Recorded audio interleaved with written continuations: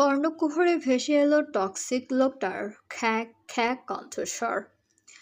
এক্ষুনি আমার চোখের সামনে থেকে সরে যা, নইলে ধরলে আস্ত রাখবো না। কথাটা বলেই সম্মুখ থেকে সরে গেল মুগ্ধ। কদম বাড়িয়ে গটগট করে চলে গেল বারান্দার অভিমুখে। বোকা রমণী হাফ ছেড়ে বাঁচল যেন। তক্ষুনি দ্রুত পায়ে ছুটে গেল দরজার ভারে। ব্যস্ত হাতে দুয়ার খুলতেই তাকে আর পাইকে। প্রাণটা যেন হাতের মুঠোয় নিয়ে ঘর ছাড়ল রমণী। এদিকে তার অমন ছুটে যাওয়ার পানে আড়াল হতে চেয়ে রইল মুগ্ধ। ঠোঁটের কোণে তাচ্ছিল্যের হাসি টেনে আনমনে বেরোলো। তুই আমাকে দেয়া ক্ষতগুলো মনে রাখলি পেয়েছি, অথচ তোকে আগলে রাখার চেষ্টাটুকুও দেখলি না। হায় ভগবান, এ কি হলো আমার মেয়ের? নিরু, ও মা, মা, কি হয়েছে তোর মা? চোখ খোল মা। সুদীপা রায়ের কণ্ঠে ভয়। মধ্যবয়সী শরীরটা কাঁপছে ভীষণ। এহেন দুপুর গড়ানো প্রহরে জঙ্গলের এমন গহীন দিকটায় মেয়েটাকে এভাবে অচেতন আকারে পড়ে থাকতে দেখে অন্তরাত্মা শুকিয়ে কাঠ হয়ে গেছে কর্তাগিন্নির।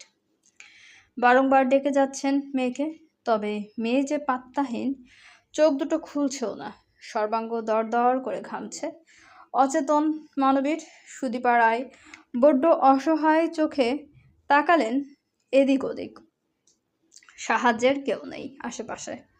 সঙ্গে আনেননি ফোনটাও। এ পথে এসেছিলেন একা, লোকজন থাকবে কোত্থেকে শুনি? মানুষটা যে মেয়েকে ছেড়ে দিয়ে সাহায্যের জন্য ছুটতেও পারছেন না মধ্যবয়সী। পরিশেষে কোনরূপ উপায়ন্তর না পেয়ে হাঁক ছুড়লেন তিনি। ওগো নিরুর বাবা, কোথায় গো তুমি? নিরুর বাবা। হাঁক ছুটতে ছুটতে গলার ব্যথা হয়ে আসার জোগাড় সুদীপা রায়ের। শেষমেশ আর সইতে না পেরে কেসে উঠলেন বেশ। ঠিক তখনই অদূরের অন্দরমহলের 3 তলার বারান্দা হতে ধেয়ে এলো রুড়ো মানবের বিকট ধমক।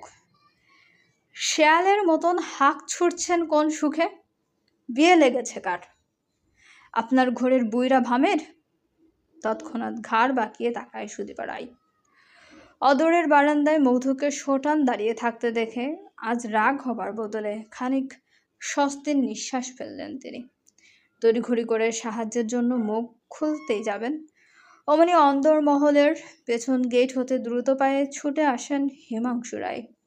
স্ত্রীর অমন হাঁক ছোড়া কণ্ঠের পিঠে কেমন বিচলিত আঙ্গিকে সুধাই। কি হয়েছে সুধা, এভাবে চিৎকার? ছোটন্ত পদযুগল হুট করে থমকে দাঁড়ালো হিমাংশু রায়ের।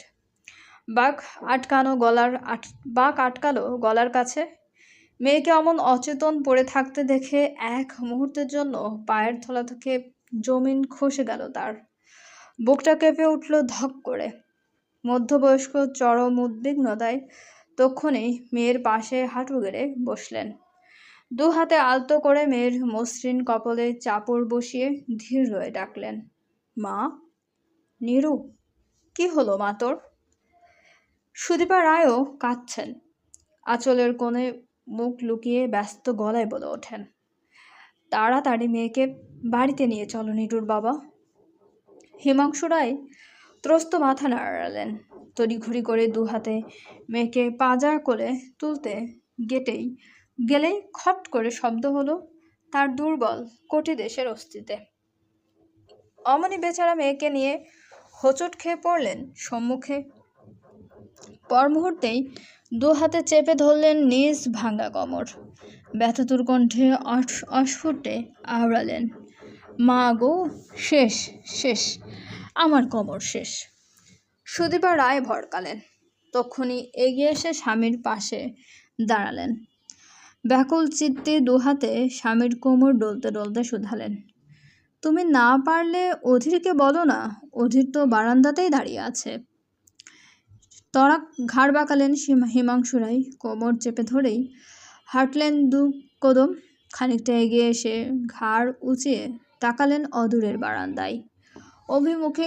কণ্ঠে ব্যথাতুর ভাবভঙ্গি ফুটিয়ে আওড়ালেন, অধীর বাবা, শোনো, একটু সাহায্য করো আমায় বাবা।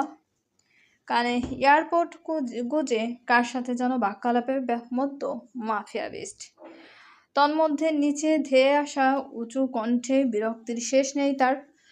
বলিষ্ঠ ঘাটটা সামান্য বাঁকিয়ে কপাল গুছিয়ে তাকালো হিমাংশু রায়ের পানে অধীর। অতপর দাঁত খেঁচে আওড়ালো, কি সাহায্য? আপনাকে চিতায় তুলে দিয়ে আসতে হবে নাকি? আজ আর রাগ করলেন না হিমাংশু রায়, উপায়ন্তরহীনের ন্যায় উল্টো বলে ওঠেন, আমার নিরুটাকে একটু কোলে তুলে বাড়ি অবধি নিয়ে যাবে অধীর? আমার কোমরে ভীষণ চোট লেগেছে, মনে হচ্ছে হাড়টা নড়ে গিয়েছে জায়গা থেকে, তাই। তৎক্ষণাৎ জল শক্ত হলো মুগ্ধের। কানে এয়ারপোর্ট থাকা সত্ত্বেও বদ্রাগে পুরুষ দাঁত খিচে শুধালো, রাতের অন্ধকারে খাটে গিয়ে কি এমন করেছেন যার দরুন আপনার কোমরে ঠাড়া পড়েছে বান্দের ছেলে? সময়কালে নিজের বাল পাকনা মেয়েকে যেহেতু কোলে তুলতে পারবেনই না, সেহেতু পয়দা করতে গেলেন কেন? অসভ্য নাগরিক। নাকি বউ দেখলে উত্তেজনা কাঁধে উঠে যায়, কোনটা?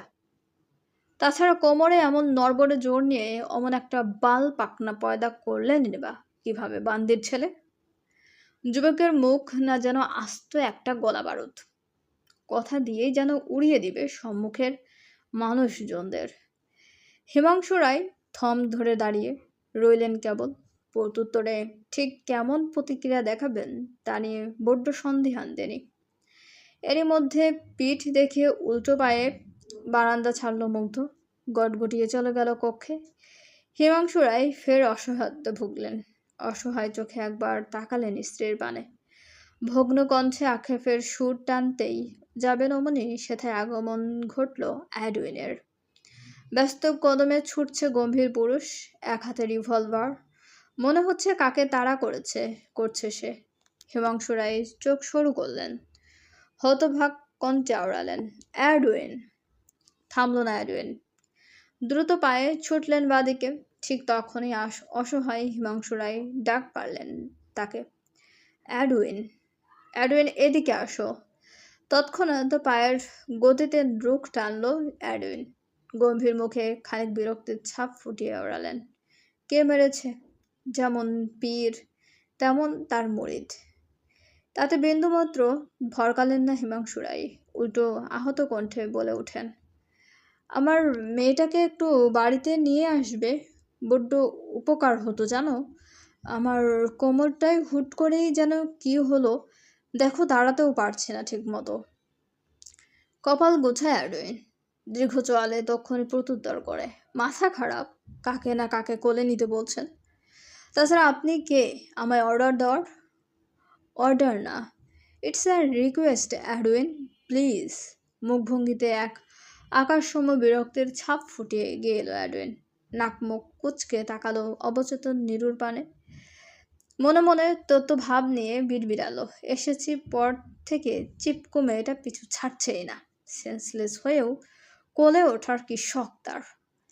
ধীর লয়ে নিরুর পানে ঝুঁকে এসে অ্যাডউইন হাত দুটো আলগোছে বাড়িয়ে দেয় রমণীর তুলতুলে দেহের নিচ দিয়ে। শক্ত হাতের জোরালো শক্তিতে পরমুহূর্তেই এক ঝটকায় অচেতন অষ্টাদশীকে পাজা কোলে তুলে নেয় অ্যাডউইন। বিরক্ত দৃষ্টে সম্মুখে পা বাড়িয়ে বিড়বিড়ায় সে, হলি কাউ! কতটা দুর্ভাগ্য এসে ধরা দিলে শেষমেশ একটা চিপকো মেয়েকে কোলে তুলে হাঁটতে হচ্ছে আমার। মনস্তার, বাঁচান প্লিজ। সন্ধে গড়িয়ে রাত হবার জোগাড়। এরই মধ্যে বিদঘুটে অন্ধকারে বোধ হয়েছে মাহির কামরা। সপ্তদশী বসে আছে বিছানার কোলে, দুহাঁটুতে ভর দিয়ে রেখেছে মাথাটা। মাঝে মধ্যে ফোফানোর শব্দগুলো বেশ ভেসে আসছে রমণীর কাছ থেকে। ধীর লয়ে হাত উঠিয়েছে চুলের গোড়ায়, সেথায় জড়ালো চাপ বসিয়ে নিজেকে শাসাতে ব্যস্ত। বকা মানবে না, আমি কোনো দিন তার প্রতি দুর্বল হব না, কোনো দিন হব না। সে আমার পরিবার হারা করেছে, আমার গোটা জীবনটা নষ্ট করেছে, মাফিয়া বিস্ট। আমার পুরো পরিবারকে হেনস্থা করেছে সে। নিজেকে শাসাতে গিয়ে দুর্বল মাহি, ফোলা ফোলা চোখ দুটো বন্ধ তার। বন্ধ চোখের পাথায় হুট করেই ভেসে উঠল অতীতের কিছু স্মৃতি। দু বোনের একসঙ্গে কলেজ যাওয়া, সন্ধে হতে না হতেই পড়ার টেবিলে বসে খুটখাট করা, পরিবারের সকলের সঙ্গে করা খুনসুটি, মুহূর্তেই ঠোঁটের ফাঁক গলিয়ে উপচে পড়া কান্নার শব্দগুলো বেরিয়ে এলো রমণীর। কাঁদতে কাঁদতে দুহাতে চেপে ধরল নিজ ক্ষুদ্র মুখখানা। রমণী কান্না বিলাসে মত্ত। ঠিক তখনই ঘরের দরজায় কড়া নাড়ানোর শব্দ পড়ল বেশ। মুহূর্তেই কান্না থেমে গেল মাহির। রয়ে শোয়ে কণ্ঠ উঁচিয়ে শুধালো, কে? অবশ থেকে আওয়াজ এলো না কারো। বকামানবী উঠে দাঁড়ায় তক্ষণে।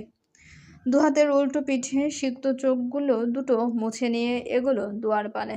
ঢিল লয়ে দুয়ার খুলতেই দেখা গেল দরজার কাছে দাঁড়িয়ে আছে এক গৃহকর্মী। হাতে একখানা খাবার ট্রলি তার। রিনরিনে কণ্ঠে বলল, খাবারটা খেয়ে নিন দিদিমণি। নাক টানল সপ্তদশী। গম্ভীর কণ্ঠে প্রত্যুত্তর করল, নিয়ে যান খাবার, আমার খেতে ইচ্ছে করছে না। সম্মুখে দাঁড়িয়ে থাকার কম বয়সী গৃহকর্মী কেমন নড়ে উঠল কথাটা শুনে। খানিক জড়তা নিয়ে পরপর বললেন, খেয়ে নিন দিদিমণি, নয়তো আপনি না খেলে আমার পেটে খাবার পড়বে না আজ। কপাল গোছায় মাহি। মুখটা করে গম্ভীর কণ্ঠে সন্দিগ্ধতা ছড়িয়ে পরপর জিজ্ঞেস করলো, মানে? আমার খাওয়া না হওয়া নিয়ে আপনার খাওয়ার কি সম্পর্ক? তা আমি বলতে পারবো না দিদিমণি, আপনি দয়া করে খাবারটা খেয়ে নিন। বেচারির কথাগুলো মনে হলো বড্ড মনে লাগলো মাহির। অনিচ্ছা সত্ত্বেও মাথা নাড়িয়ে বলল, ঠিক আছে, ভেতরে নিয়ে যান। গৃহকর্মী তাই করল। চটজলদি ব্যস্ত কদমে হাতের ট্রলিটা ঠেলতে ঠেলতে ঢুকলো ভেতরে। মাহি আগ বাড়িয়ে তাকে কিছু বলতেই যাবে, তবে তার আর বালায় রইল না তেমন। গৃহকর্মী রমণী কেমন ব্যগ্রতায় ছুটে বেরিয়ে গেলেন ঘর ছেড়ে। মাহি হতভম্ব এরূপ কাণ্ডে। অন্ধকারে দেখেনি রমণীর মুখ। শঙ্কায় জর্জরিত বকামানবী পা ছোটায় ওয়াশরুমের দিকে। ফ্রেশ হয়ে ফিরে এসে খাবে না হয়। জমিদার বাড়ির বাঁ দিকের পথ খানিকটা অন্ধকারে রূপ ধরেছে ভয়ানক। একজোড়া নূপুর পরা সতর্ক কদম ধীর এগোচ্ছে সেথায়। গায়ে জড়ানো একখানা শাল, মুখ ঢাকা তাতে। হাতে একখানা হারিকেন মালকিনের। মৃদু মন্দ জ্বলছে আগুন। খানিকটা সম্মুখে এসে দাঁড়াতেই পা দুটো মালিক চাপা সরে ডাকলেন কাউকে, শম্ভু। তৎক্ষণাৎ অন্ধকার ভেঙ্গে এগিয়ে এলো এক কৃষ্ণাঙ্গ লোক। হারিকেনের মৃদু মন্দ আলোতে কেবল দেখা যাচ্ছে তার চিকচিক দাঁত কটা। সম্মুখে দাঁড়িয়ে থাকা মালকিন তখনই নিজ শালের নিজ হতে বের করে আনলেন একখানা রূপের বান্ডিল। তার ধীর লয়ে শম্ভুর পানে বাড়িয়ে দিয়ে সতর্ক গলায় শুধালেন, খাবার খেয়ে নিক আগে, তুই 1 ঘন্টা পরে যাবি ওর ঘরে।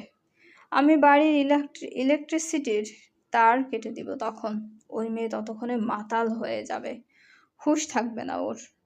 ওই সুযোগে ওকে বস্তাবন্দি করে যেখানে ইচ্ছে সেখানে ফেলে দিয়ে আসবি। মনে রাখবি, ও যাতে আর কোনোদিন ফিরে আসতে না পারে। শম্ভু দাঁত কেলিয়ে হাসল। বুকের দুপাশে হাত উঠিয়ে দোনো মনো কণ্ঠে শুধালো, মাঝি হামকো থোড়া। নারী লোভী শম্ভু। কথাটা বুঝতে খুব একটা সময় নিলেন না মালকিন। তিনি কেমন বাঁকা হেসে পরপর বলে উঠলেন, যা ইচ্ছে করিস, তবে বাড়ি থেকে তুলে নিয়ে গিয়ে করিস। আজকে রাতের মধ্যেই ও আমার মেয়ের জীবন থেকে সরে যাওয়া চাই। চলবে? গল্পটা চলাকালীন সবাই আমাদের চ্যানেলের বিজ্ঞাপনগুলো অবশ্যই দেখবেন এবং চ্যানেলটা প্লিজ সবাই সাবস্ক্রাইব করুন। গল্পটি ভালো লাগলে অবশ্যই সবাই লাইক, কমেন্ট এবং শেয়ার করতে ভুলবেন না আপনাদের প্রিয় মানুষগুলোর সাথে। এবং আমাদের চ্যানেলের সঙ্গে থাকার জন্য সবাইকে অনেক অনেক বেশি ধন্যবাদ।